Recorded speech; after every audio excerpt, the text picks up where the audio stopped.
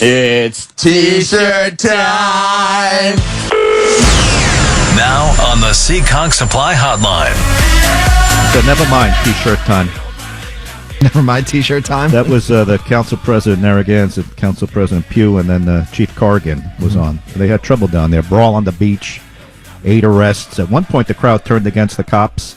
There's videos all over the place, and you watch, those videos are going to be circulating across the country. That's going to be on the Los Angeles news today, and it's a lousy black eye. This is what happened in New Jersey when Jersey Shore went on. Everybody thought Seaside Heights, and they were acting like idiots down there, and next thing you know, they are acting like idiots until the mayor put a stop to it. You know who knows about all this Jersey Shore crap and everything like that? Andre DiMino. He's a regular friend of the program. He's with the Italian-American One Voice Coalition. I wanted to get him on just so he still thinks Rhode Island's a nice place. He's been up to visit us. He may come back. Good morning, Andre. Good morning, Gene. Remember all that talk about Jersey Shore and the anti-Italian, all this stuff? Remember that? It really did a number on your state. You're not kidding. What a total disgrace that was and still is. It doesn't die down, Andre. It keeps going in one form or another. Spin-offs and everything. Absolutely. It just doesn't go away. It's like a bad dream. And, of course, it represents and puts an impression across the world about New Jersey. And now I'm not liking what I'm seeing that you're talking about. Well, you have a right. See, this is what happens. For years, we look at Jersey, the Seaside Heights, all the crap down there, and now you see this. It gives a bad impression. Am I correct? There's no question about it. You know, perception is reality.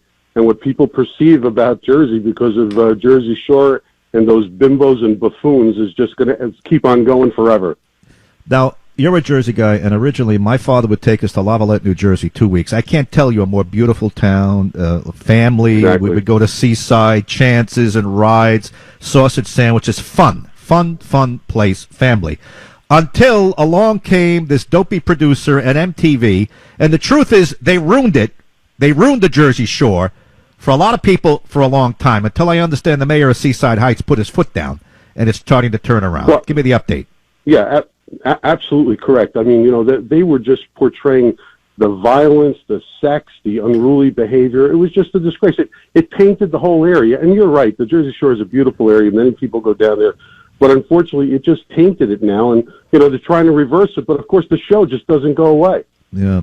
I know you tried. Look, you tried your best to try to derail it when it started because you were concerned about the portrayal of Italian Americans, rightfully so. I mean, they went and cast it. They cast these kids who were more than willing to play a Gavone and embarrass themselves, including the guy from Rhode Island, Paulie D. He took the cash, and Snooky, and JWoww, and they took it, but you didn't get very far. We can't rewrite history. They didn't listen to you. No, right? No, absolutely right. In fact, we actually met with the executives at MTV because in the first year they were playing the Italian songs, showing the Italian flag, and actually, making love or having sex on top of the Italian flag. It was a total disgrace. But it was a moneymaker for them, and, you got to follow the money. And all we got in the second year was them to remove the direct Italian things. But the show went on, and unfortunately, it remains a black eye. Yeah, and it comes in spin-offs and everything. And then for a while, every show they were doing had like an anti-Italian mafia cut. It was like they were running out of ideas. Hairdressers and everything. Correct? Am I right about that? Exactly. Oh, absolutely. There was you're right, hairdresser, nail salons, everything that they could do is showing all these bad acting Italian Americans kids. It was crazy. There was even one from Pittsburgh where they had to go out to Pittsburgh to find would-be mafia people, and it got to a point where it got so ridiculous, Andre. I think it's dying down somewhat. Am I correct? I don't see that genre as big as it was years ago. Well, that's correct. Yeah, there was a tremendous explosion there for a period of time on a number of networks and stations and so forth. But there's a little bit less now. Of course, the stereotyping doesn't stop, but at least now the produced shows have been dropped down into a lower level. Yeah, and the producer of that whole thing, she was Italian anyway. Am I correct?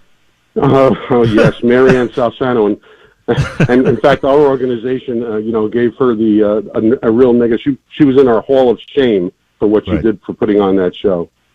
Now you've come on my. All right, let's put that aside. Let's hope. Hopefully, the mayor of Seaside Heights, he's on the right direction. He's going to tamp all that down. It's supposed to be a family place. Well, but you did give me agita already this morning talking about that. All right.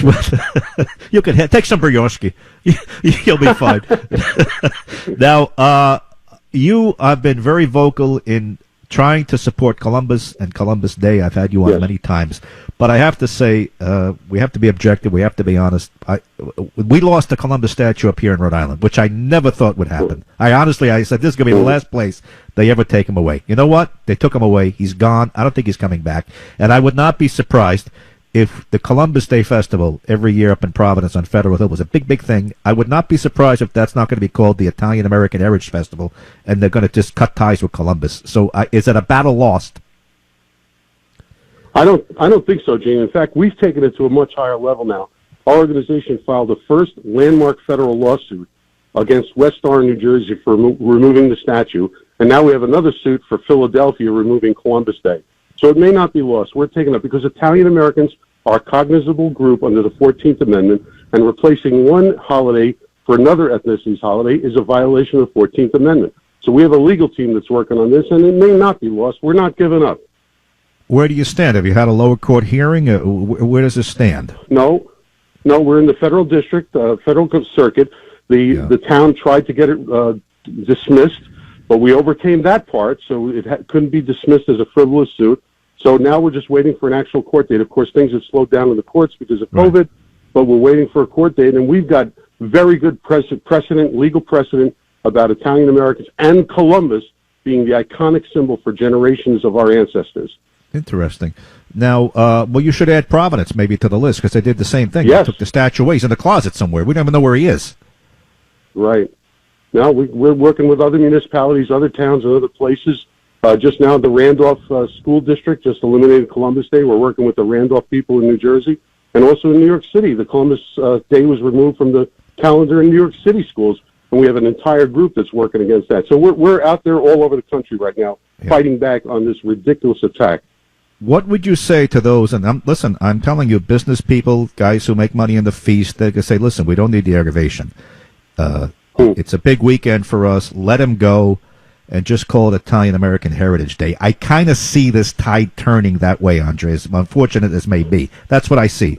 Go ahead, respond. Well, we're not giving into that. We feel that that's a capitulation, that's giving in, and that's removing that iconic symbol. Don't forget, it was President Harrison that used Columbus to make the Italian Americans that had gone through the lynchings and discrimination back in 1892 to be an apology to them. So this goes back generations, and we shouldn't remove that iconic symbol. After all, the things they're saying are lies, they're fabrications. He didn't create genocide. He didn't create slavery. That's revisionist history, and after all, he united the continents, and what they're against is Western culture, and we just can't give that up. All right. Hey, Andre, it's good to hear from you again, and are you going to the shore this year? Do you got a spot? Where do you go? Yes, I go down to Brick, New Jersey. Beautiful area. Go fishing down there. Okay. No JWoww. No Snooki. It's a good area.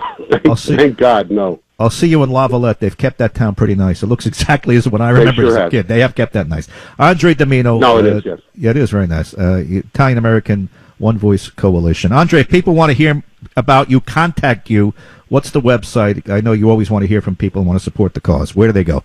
Absolutely. It's our initials, IAOVC.org. Very good. Thanks, Andre. Talk to you soon. Thanks, Gene. Bye.